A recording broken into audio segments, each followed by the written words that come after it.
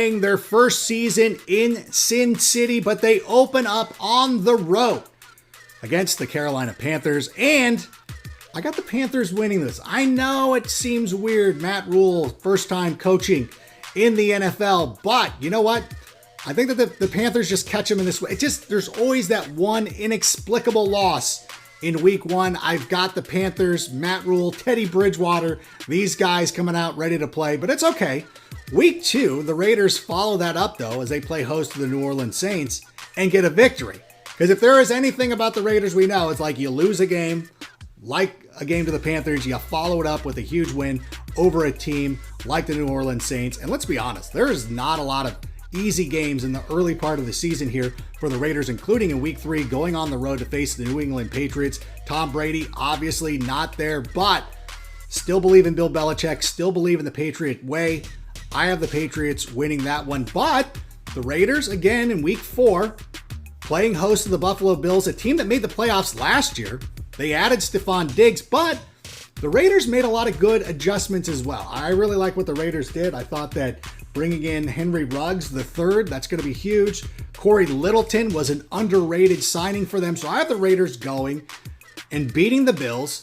If you look at the first four games, Panthers, Saints, Patriots, Bills, if you think to yourself, the Raiders are going to start the season 2-2, and you could maybe move these games around, I think 2-2 is a reasonable expectation. Going into week five on the road against the Kansas City Chiefs, this would be a huge statement win for the Raiders. I just don't think that they're there yet. Chiefs win, you go into the bye week. Week 7, you're playing host to the Tampa Bay Buccaneers. It's a Sunday night game. The eyes of the football world are on you. Jon Gruden against his former team with the quarterback who knocked him out of the playoffs because of the tuck rule.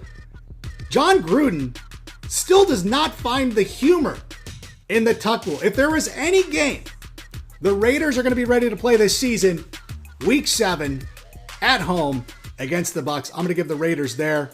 But the emotion of beating the Buccaneers, you go on the road in week 8, a letdown game, you lose to the Browns, who are a very good team. That could have playoff possibilities in the future. Week 9 on the road, sort of. Feels like the Raiders still are the most popular NFL team in Los Angeles. As somebody who lives here, kind of feels that.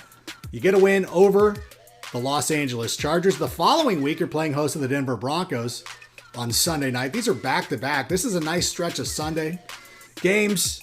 You beat the Denver Broncos. You beat the Kansas City Chiefs. So in a 3-week stretch, 9, 10, and 11, I have the Raiders beating all 3 of their AFC West counterparts. And they are so excited about this. They go on the road in week 12 and lose to the Atlanta Falcons. And then they drop another in week 13 to the New York Jets, a team you probably shouldn't be losing to. But then the Raiders pull it back together. Week 14 at home against the Indianapolis Colts and Phillip Rivers. The Raiders are not losing to Phillip Rivers. They win that one. They're not losing to Phillip Rivers' former team. They beat the Chargers in week 15. You got the Dolphins. This is a nice 3-game stretch for the Raiders. They sweep it.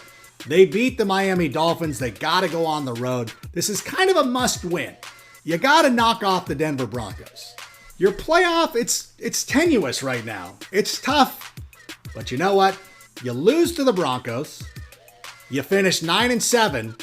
The good news is, in the expanded playoff picture, the Las Vegas Raiders, in their inaugural season in Las Vegas, are going to the playoffs as the number 7 seed. Listen, again, love a lot of the moves. I think that Henry Ruggs III will help stretch those defenses. I think this is a huge breakout year for Josh Jacobs.